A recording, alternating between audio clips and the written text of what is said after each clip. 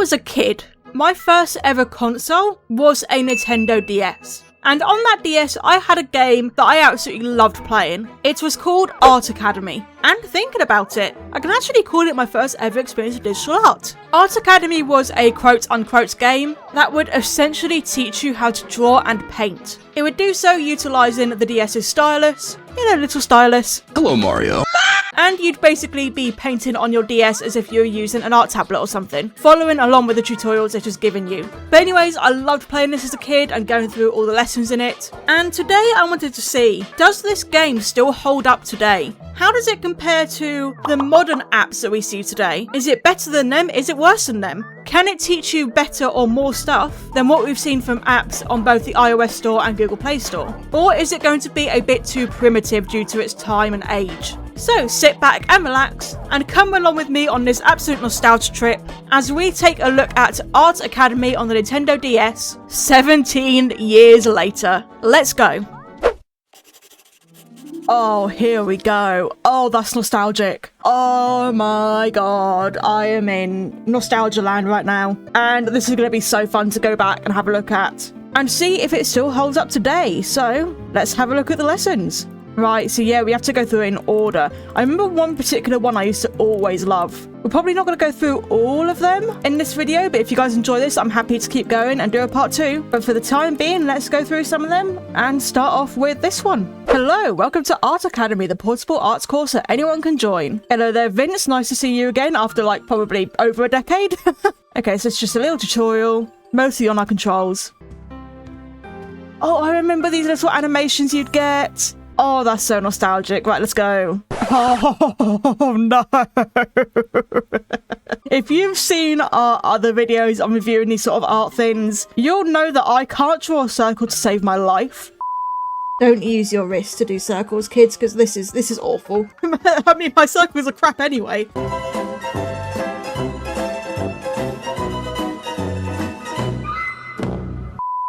So this is going to be interesting. I mean, he's showing it as doing it really sketchy. Okay, at least he's not like, do a perfect circle. He's like, no, you can sketch it out. It's fine. Damn, he really is sketching that. Damn. Mate, I think you've got a circle. I think you're good. Okay. So he's actually already teaching you about overlapping to get like boldness and line weight and stuff. All right, time for me to try this out. So I've just automatically gone to try and press Control Z. That's not going to work. But we're fine. We're just going to make a circle. My circle is not going to be very circle. Oh, I kind of wish I had Control Z right now, or at least an eraser would be nice. Well, it's a little bit bottom heavy, but that's fine. Oh, shit. I should have just stopped. It's fine. Let's just go. Continue lesson. Let's go. So this is what I like about this, that is actually, supposedly, we'll find out, but actually going to teach you proper skills that are going to help you, not just in digital, but in traditional as well. One tiny but significant mark. Ah, we're making an apple, aren't we?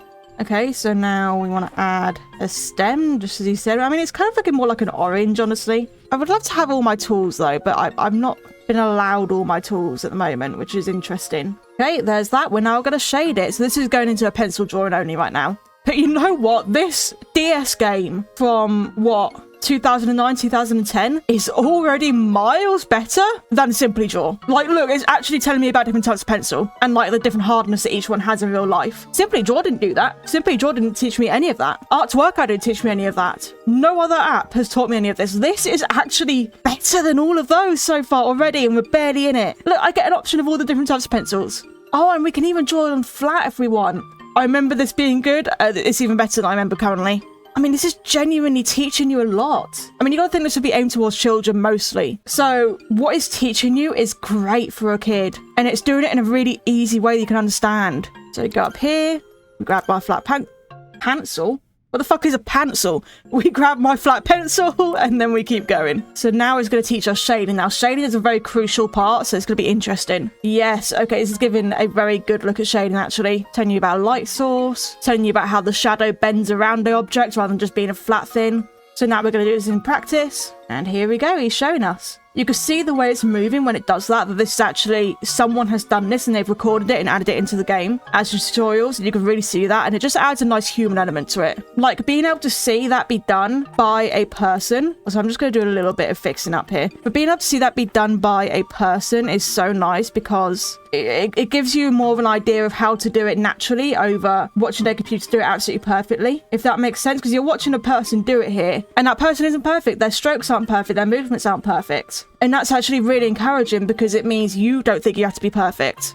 It's so much better than watching a computer do it and think, well, I'm never going to be that good because a computer's done it. But a computer can do perfect inputs. A human can't. But that's what makes art. That's what makes human art good, is that it's not perfect, it's not calculated, it's not so perfect that it's clearly been done by a machine. The human art has that nice creative element to it. That's why AI will never be as good as human art. Anyway, I fixed my circle a bit. Now let's add some shading. So you can see as I layer it, it is actually layering, which is nice. I wonder if it's going to teach you about any sort of bounce light. That would be interesting. Because what I would do if I was doing this, I would add a little bit of a bounce light here, or like a rim light. That tends to add a little bit more 3D to things, but I don't know whether it's going to teach you that or not. In fact, I'm going to do a little bit of a raising, bring it back a bit.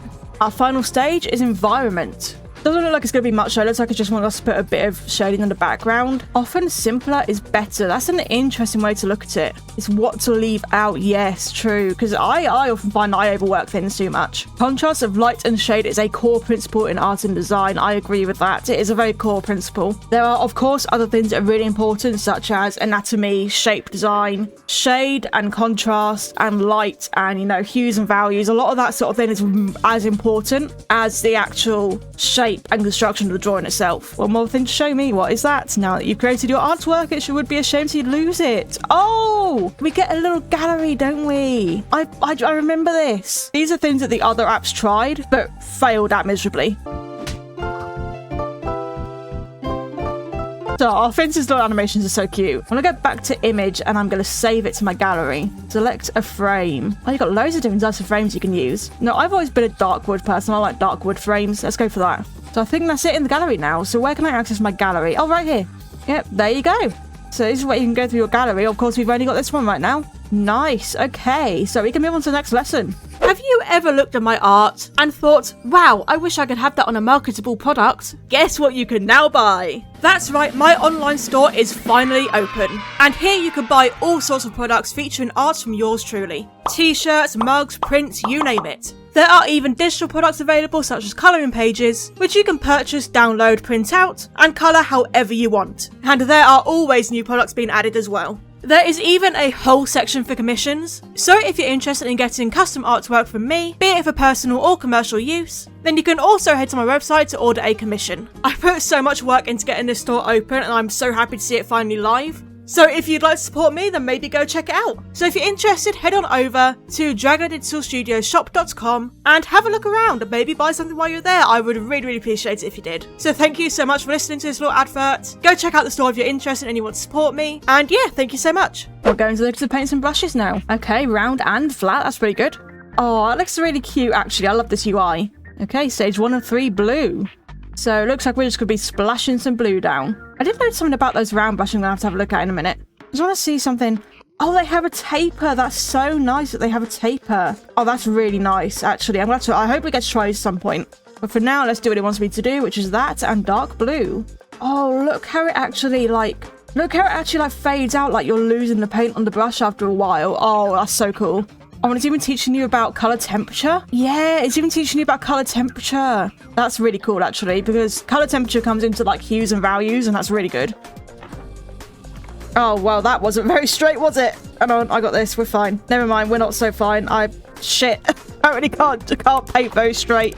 Well, good enough, I guess. But I love how it's actually teaching, like, proper art techniques, but framing it in a way that a child can understand, because let's face it, this will definitely be more pointed towards kids. It's definitely not something that like a professional artist or an experienced artist wants to pick up and use to, you know, improve their skills, because it's just teaching you the fundamentals that you would already know. But for someone who's brand new to art, so this is really good. Medium round paintbrush and some red paint. We get to use the one I said I wanted to use. Okay. That looks really nice to use, actually. It definitely has that nice taper to it, you can see. A really good way to actually mimic pressure sensitivity, which is something we, of course, don't have here on the DS. And now it's turning us about warm colours. Again, a really good explanation of a core principle in art, which is color temperature, done in a way that a beginner or a child can understand. Very simple, but still gets the point across. Oh, one common belief is that warm colours come forward in a painting and that they tend to excite and stimulate the viewer. Cool colours, on the other hand, appear to recede in the painting and will tend to calm and relax the viewer. That's really interesting. I've actually just learned something there a bit. Right, can I do this a bit more straight? Let's see. Yeah, I just have to do it a bit faster. I think that's probably my one complaint, is that they show in the example doing it really slow. But if you do it, like if I try to do a really slow one, look how much... Actually, that wasn't that bad. Never mind. I take it back. What I was going to say is that they show the tutorial doing it slowly, but I find if I do a line slowly, that it's going to be really wobbly. So you want to do a straight line, you want to do it faster like that, I find. Now we're going to add yellow, so I assume a sun. Yep. So how's he going to do it? Yep, I'd say that's a pretty valid way of painting a sun. Okay, so it skips after a while. I guess if it's something that's so simple as drawing a circle like that, then we don't need to watch him do the whole thing. But I don't know how I feel about that skip, actually, because it gives me the option to skip. So it shouldn't have skipped for me if I have the option and I don't want to skip, you know? So I'm not sure how I feel about that. Okay, let's add the sun in. I've already got my colour, yep. Are the paints actually blending a bit? I think they are. Yeah, they are actually blending a little bit. Not much, but just a tad. Okay, I don't think it's true blending. It's more like just overlapping to make green. I've done this really badly, I know. I don't really care. But it's more like just overlapping it to make the sort of green. It's not a full blend, but it's still interesting. Yep, I thought that'd be why it made us do these 3 colours, to teach us about primary colours. What would have been cool, though, is if it told us why these have a taper. Because it just kind of did it and then made us do it, but it didn't tell us why we want to do this taper with the lines, so that it's getting longer the further out you come. And I think that would have been cool to explain, because that really helps explain perspective and horizon lines and stuff. So I think they maybe should have explained that. So I assume we're now going to take what we had here and what we had here and put it into this. Oh, it's even teaching you about that. I have not seen a single art app teach you about this yet, where you wash over your canvas, or, well, your canvas digitally or traditionally, to give a nice sort of back tone. Yeah, exactly. It brings the whole thing together. I feel like Vince is explaining things way better than I am. Okay, we're doing a sketch. I do find like the having one whole section of it just to select a tool is a little bit tedious. Like, just let me do that at the same time, you know, as you're actually drawing. So calling it an underdrawing, to me, is just the sketch, you know, the initial sketch. I don't think I've ever heard anyone call it an underdrawing. That's an interesting term. This is what I like. You can see he made a mistake right there. That's what I like. It really adds that human touch. It really does feel like a human is teaching me right now. And yeah, it's even telling me about like the shape of it and make sure it looks organic. And like, you know, this was the person that was doing this. This is before the time of having any sort of AI do this for you. Way before that time. All things are made up of lines and shapes. Exactly. You can see shapes in everything. So now it's going to tell us about how to basically give interpretations and impressions rather than drawing every little detail. So I'm not entirely sure if this is necessary for doing a tree. If you want a sketch where you're going to put the leaves, fair enough. I personally probably just go straight into painting on the leaves. I feel like it's a bit of an extra unnecessary step, but we'll do what it asks. Okay, the sketch is done, so we're going to be moving on to paintbrushes. So he wants to do the leaves first, because doing the leaves first will stop the green from getting too mixed up with the brown. I don't know, I feel like I would have done it the other way around. It's an interesting one. I'm curious how he's going to make us do the trunk now, because I personally would have done it the other way around. Yeah, so he's being really loose here. Okay, I like that he said it looks best if it's not too tidy. So it's basically what I was saying earlier, that it's best to have something look a bit more loose, a bit more messy, you know, because that gives a more organic vibe. If it's absolutely perfect, then it seems inorganic, which obviously isn't going to work for a tree. All right, I'm just going to do the ground first. Shit. Fine, it's fine. Okay, so now he wants us to do the leaves. So he was doing it sort of like this, sort of dabbing it like this, which, because of me using totally legitimate hardware, oh, what the fuck, Jesus, I didn't even have my pen down on the screen then. But yes, because I'm using totally legitimate hardware right now, it's lagging my pen a little bit, so doing these little dabs like this is a bit of a pain, but it's fine. I do wish there was a way to undo, though. I know you don't get that traditional painting, and it is trying to teach you traditional here more than anything else. It would be nice to have, like, a way to undo. That's probably just the digital artist in me talking. Okay, now on to the trunk. Okay, what I don't understand is that he has, like, completely got rid of the curve in his trunk. You know, he was saying that was quite an important part, and now he's completely got rid of it, so that's a little bit weird. Be careful when placing the branches in between the leaves. Why do I need to be careful, Vince? Oh, okay, just be careful. Okay, well, unlike you, I am going to keep the curve of my trunk. because I feel it gives it a nice character. And we were talking about character, and you've lost a character, mate, because you got rid of your curve. But I am not getting rid of my curve. I like my curve.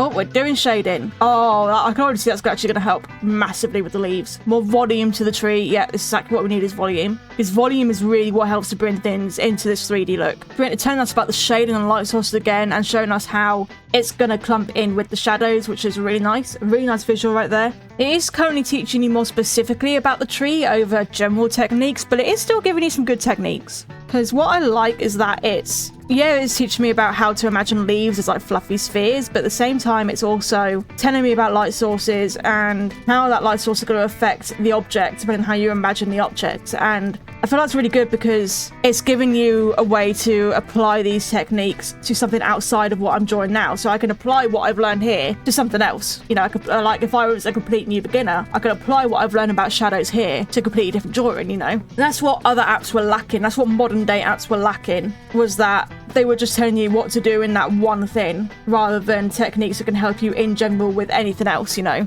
See, yep, it's now telling you how to apply the idea of a light source to a different shape, a cylinder this time. So all of this it is teaching you isn't fully specific to this tree painting. And that was the issue I had with other apps, and what they were teaching was specific to the painting you were doing at the time. They weren't things you could take away and apply yourself to different things.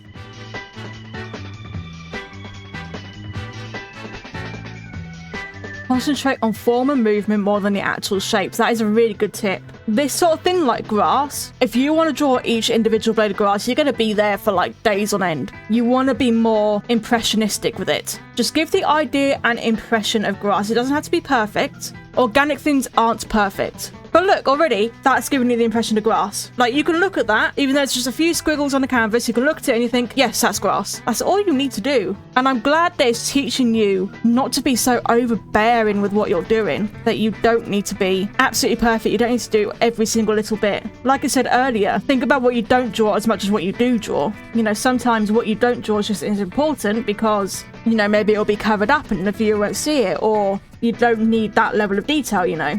Like here, you could just be nice and impressionist with it. Just imply the idea of grass. There we go.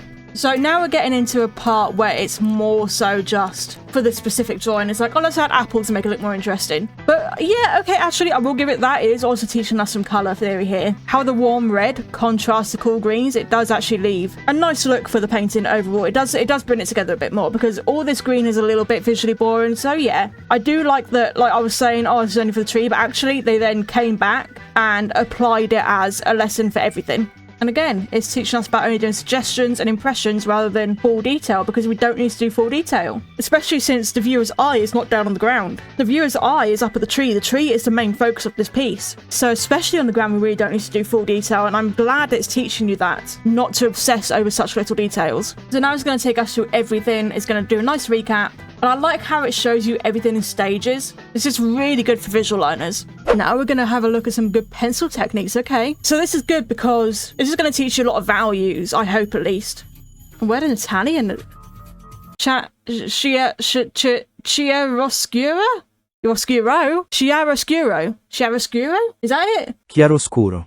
So yeah, this is really good because it's going to teach you a lot about shading and, you know, contrast in light and shadow, as well as how to use values when you don't actually have any colour, which is really good for grayscale drawings, you know, using pencils, stuff like that. Oh, we have a grid tool? I was actually giving you a history lesson, which is really cute. Oh, I love that. Oh, wow. I actually never knew that's where it came from. So I've just learned something, genuinely just learned something. Yeah. Oh, I used to use this so much in fine art in college. Now, I don't fully agree with sketching where the shadow goes. I would just add that in the painting. But, you know, for a beginner, maybe it is a good idea. All right, let's try it myself. So, brain. What square is that? That's this square? Okay, I'm going to start on this square because the pear touches here. That's a really good point to start because he touches there. I just called the pear a he. Okay, the pear is a character now. We cut off a little bit there. Then we have a bit of a ridge there. A little bit of a cut off there on that corner. Comes further out about halfway through this square. See, what I'm saying is why the grid method is helpful, because I can just relate everything to one square at a time.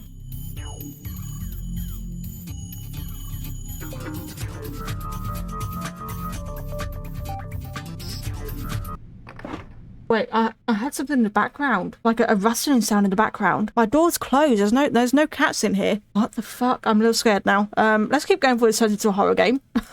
Here we go. Values, exactly what I wanted this to talk about. Let's see how he does it. I don't know. I feel like he didn't need to do that. I'm a little bit confused right now. What are we doing? This is the darker area down here. Okay, he's building it up. He's building it up. Is this meant to be just like a quick impression of shading rather than full shading? I'm confused. Broad base layer of light shading making darkening. Okay. I understand now. This is just like a base sketch of shading. I understand now.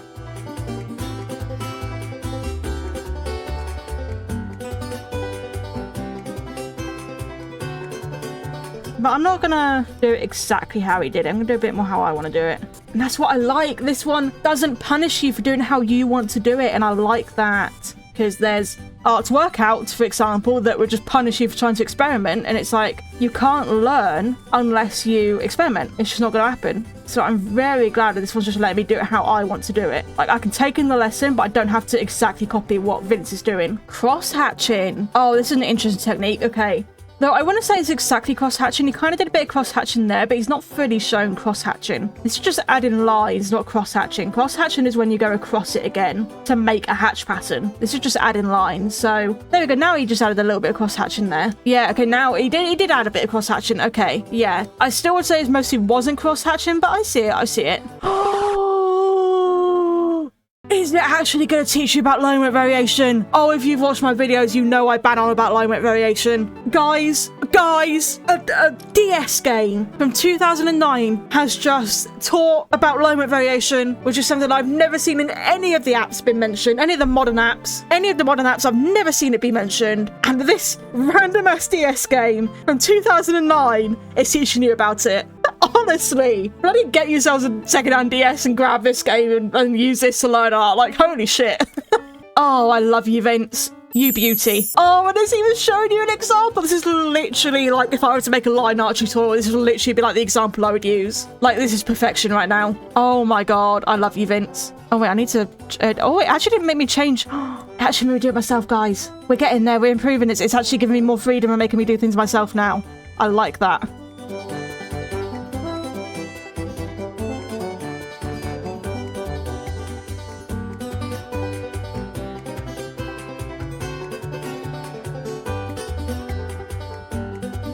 Oh, we're going even darker. Okay, even darker. Let's go. We're still building it up. Oh, so this is where it wants us to like sort of blend in the cross hatching, I see, so that we don't have as harsh strokes.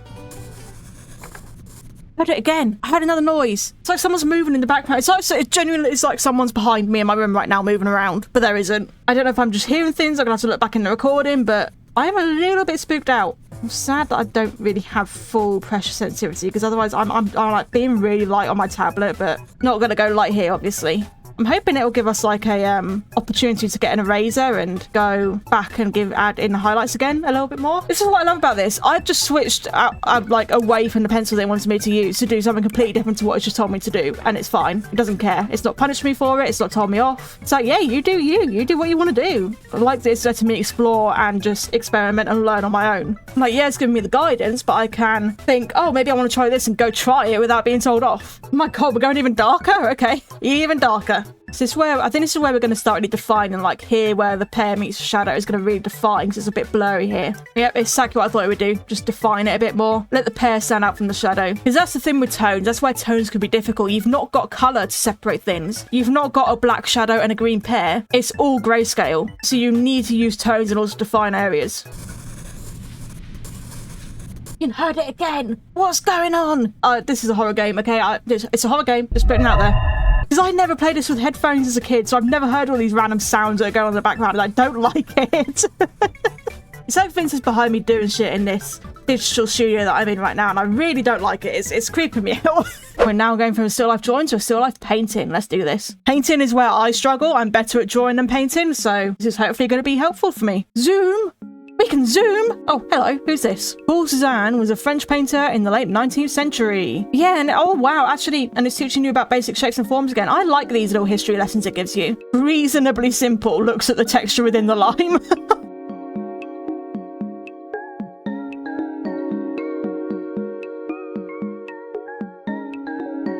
Hey, pencil drawing done. We're moving on to background first. I actually do agree with doing backgrounds first. And there's two reasons for that. One, in traditional painting, if you do your subjects first and then the background, you're gonna have to carefully paint the background around your subject and try not to go over the top of your subject. Whereas if you paint the background first, then you could just paint over the background for your subject and it's, you know, way easier. And also for both traditional and digital, it helps you figure out your environment, where your light sources are. It helps you plan all that out before actually going into painting your main focal point of your piece. So we're building up with progressively lighter colors, as he said. Isn't it a thing you're meant to start with light colors, then go to dark colors? Or am I doing it the wrong, or am I thinking the wrong way around? Oh, it's telling us actually, okay, I like how it's telling us about actual speed and how you're moving your hand and stuff. I like that. So it wants us to use a lighter color to add in some texture. Again, am I not wrong that it's you paint light to dark, not dark to light? In digital art, this is perfectly viable because you can use layers and go over dark as much as you want with light. That's no problem. But I think in traditional painting, I mean, I guess it depends what medium you use. If you use acrylics, it's probably fine because they fast dry. But if it's like oil paint,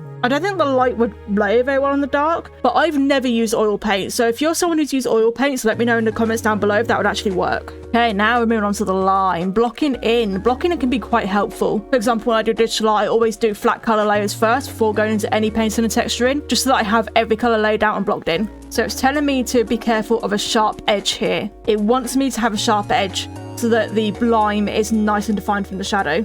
So I like that it's telling you about sharp and hard versus soft edges. I do really like that because it was telling me to blend the shadow as well, which is a soft edge. So I like, again, that's a really viable core principle of art that's teaching you right there. It's like, here, I really want to go over this to make sure this is a nice sharp edge right here, as it told me. This is honestly as good as I remember it being. It really is honestly as good as I remember it being. I remember having a great time with it as a kid, and I'm having a great time with it now. Oh my god, I'm loving this. Skin detail. Oh, I can already see that's going to be some nice texturing right there. And like, again, related to shapes, everything comes back to shapes in art. Even things as seemingly complicated as texturing, look how it can relate to shapes. And again, same sort of thing. We just see the shapes that we can see up here and we just paint them in. So let's do that.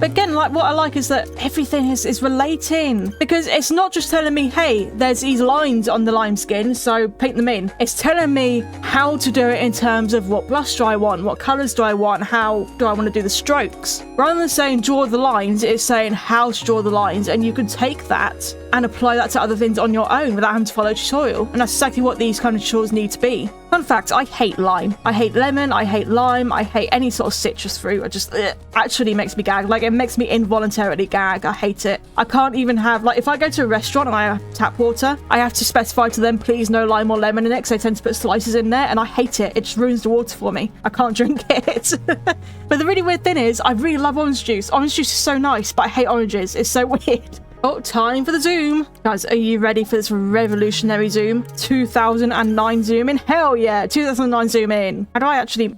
Fuck. No, I didn't want to actually... I want to... Okay, I don't know if there's a way I can... I don't think I can move the canvas once I've zoomed. I'm not sure. Oh, wait, maybe I can. I don't know what the buttons are, though, on my totally legit DS I'm using currently. I have to find that out. Okay, I just need to figure out what that fucking button is. Hang on. Yes, I got it. I got it. Okay, I gotta use my thing that I can't say because Nintendo will be mad. My totally legitimate hardware, guys. But I got it. I figured out how to move around with the zoom.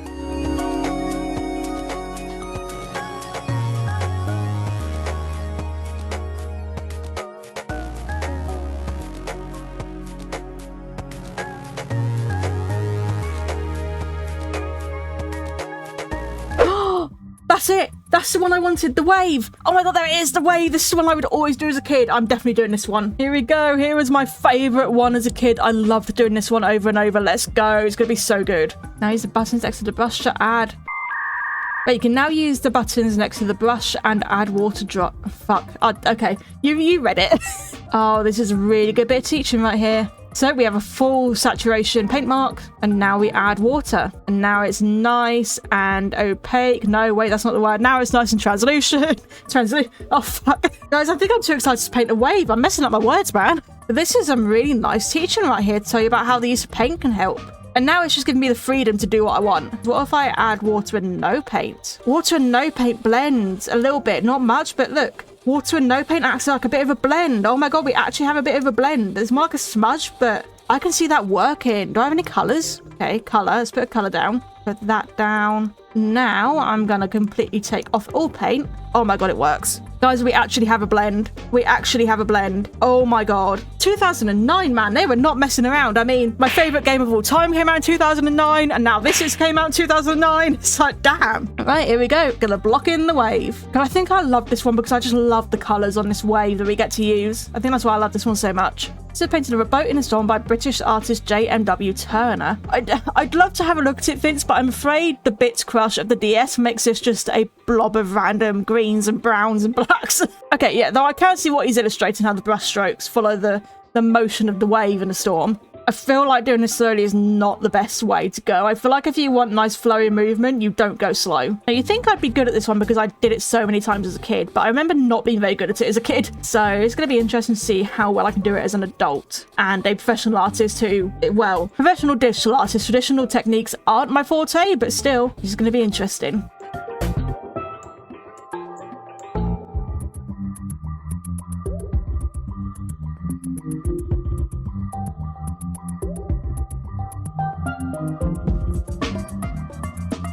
The wave were a solid, opaque object, the light will fall something like this. Yep, makes sense. But the wave is made of transparent water and light will pass through it, indeed. So we're looking more like that, yep. That's where you got to think that even though there's something on top, that's not necessarily going to be affecting the lighting so much. If this was solid, then yes, this foam would add a shadow, but because it's translucent water, you need to imply that. And to do that, you lighten it up a bit more. It looks rough and uneven at the moment, not like the smooth wave in the image. All we need to do is use some mid-tone again to unify everything. Unifying is very important. Paint gently over the whole shape to put it together. And I can already see how that is putting it together much nicer. It's giving a much nicer gradient between this lighter tone and this stark dark tone here, which is a lot more indicative of our reference image up here. Let's do that. Let's just start to add back in that mid-tone. And that's the thing. Never be afraid to go back to a colour you've already used and add it back in just to really help unify things. Like, never be afraid to go back a little bit in your process. Like, if you feel you need to go back, it doesn't matter. Boom time.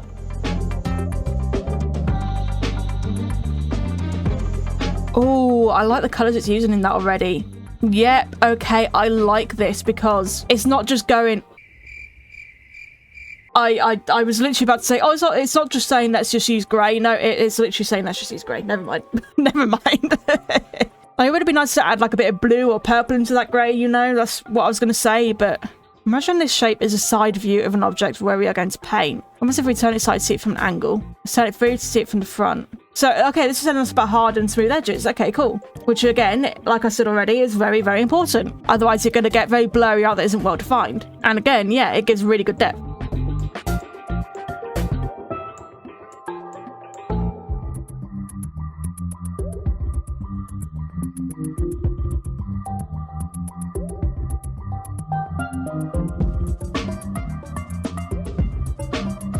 Rough and furious use for art. Love that. It's teaching you to take a description of what you're drawing and translate that to how you want to draw it. So short, fast marks for something that's rough and furious. That works perfectly. Hey, I'd say that's pretty much done. Could be better, but it works. And there was a lot of good teachings in that as well. Okay, so I think we're going to do the mixing paint colors one as the last one because, you know, color theory and mixing colors and all that is so important in art. So I definitely want to see how they handle it here. We have paint tubes. We can squeeze a paint tube. I want to squeeze a paint tube. You can actually squeeze it. Okay, I like that. There's a mix colors. You squeeze paint into a tray that already has paint. Oh, and it really does do it like bit by bit. It doesn't just immediately mix it into another color. It does it bit by bit. I like that. So now it's giving me the freedom to just mix colors. And you know what? I'm actually just going to leave it. I'm not going to do the whole lesson. I'm just going to mix colors. Oh, and look at how it's showing you the color wheel here. I like this interactive thing it's doing. It's like if I go yellow and then added some blue, we start going green, and it's showing you there how that's working. Oh, and you can duplicate it if you want. I want to try and make this bluish green in between these two, so I would want a blue followed by a green, which then makes that. I'm going to give another green to make that. Give it a little bit of blue, lighten it up a bit. No, that's not lightening it. See, welcome to colour theory. A bit of yellow maybe, and bring it back towards green. Give it more blue. Blue is desaturating it. Well, that's actually really hard to do. What am I doing? Okay, apparently I don't know my colour theory as much as I thought I did. But you know what? That's really cool, actually, the way that mixing works. I like that. The last thing I want to try is free paint. So I assume what this is it's just going to let you draw what you want. Oh, text reference image library. Oh, so it just lets you get any reference that they've got. So you can choose a reference to a still life drawing. That's really nice that we've got built-in references, especially on something like the DS where you can't get images on the DS. It's, you know, the 3DS may have had a camera, but the DS didn't. The original DS did not have a camera. So it's really nice that they're giving you these reference images built into the app to use. And then you can switch to paints. Oh, wait, can I not switch back to... Wait. So it's telling me once I've done paints, I can't actually go back to pencil? Wait. I should have read what it said. Once you switch to paints, you won't be able to go... What? Okay, no, that's stupid. I've been giving this app a lot of praise. That's the first thing I can say. That's stupid. It should let you be able to switch back. I don't see why it can't let you switch back. Let's just do something quickly. I don't know. You know when you don't know what to draw and you just default to an eye? Yeah.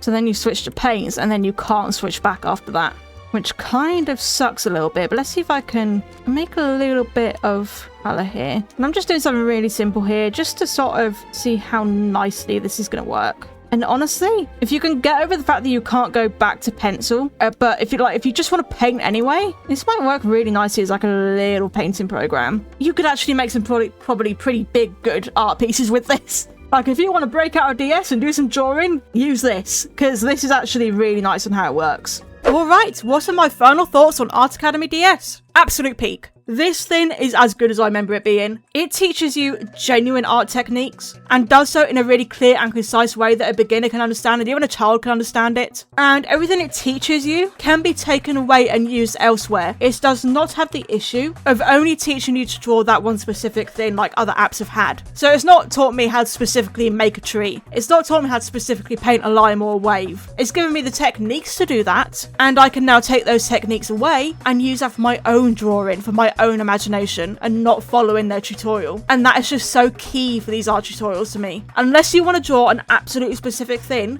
then those tutorials don't help you. You need to know and learn the techniques, and this game taught you those. I also love the real-time demonstrations of actually watching someone paint or draw what is being explained to you. And you can tell it's a human that's done it. It appears to be pre-recorded and then imported into the game for you to watch. And you can see their pen movements and their strokes and everything in proper detail. And as a visual learner myself, I absolutely love that. I think that'd be a massive help for a lot of people. And it's teaching you some really, really good things as well. You know, it taught you about values and shades, taught you about form and shapes and how to imagine everything as a shape. It taught you about lighting. Hell, it taught you about line weight variation. I'm still impressed by that, by the way.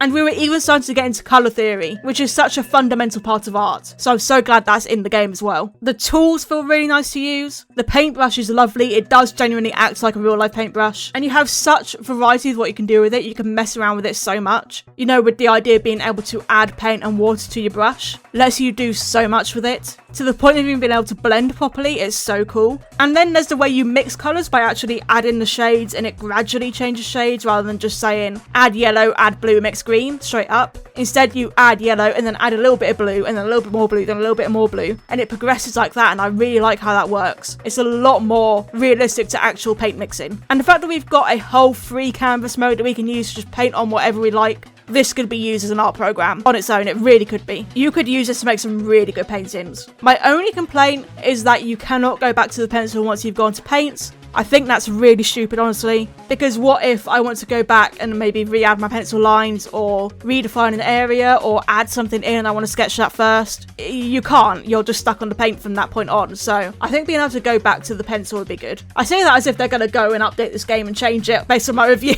A 2009 game, yeah, sure. But anyways, yeah, honestly, really, really good art tutorial, really, really good help. Really good tools. It feels lovely to use. And I'm glad I wasn't being blown by nostalgia and that this is actually a really good game. And hey, no AI, because it didn't exist back then, but yay! Anyways, guys, thank you so much for watching. If you enjoyed this video and you want a part 2 where I go through the rest of the lessons, then let me know in the comments down below. And if you enjoyed, maybe leave a like and subscribe. I'd really appreciate it. A huge shout out to my channel members. You guys are awesome. Thank you so much for your support. I really appreciate it. And a special thank you to Kim Zim Meek Mix and Kobo4231. Another big thank you to all the people who gave me these amazing pieces of fan art. I absolutely love these. They look so good. Thank you so much, Drawing Willow. I really appreciate it. it. And if you want to make any fan art and submit it to me to be shown at the end of a video, then either join my Discord and put them there, or create a community post right here on my YouTube channel. Once again, thank you so much for watching, and I hope to see you all you wonderful people in the next video. Bye!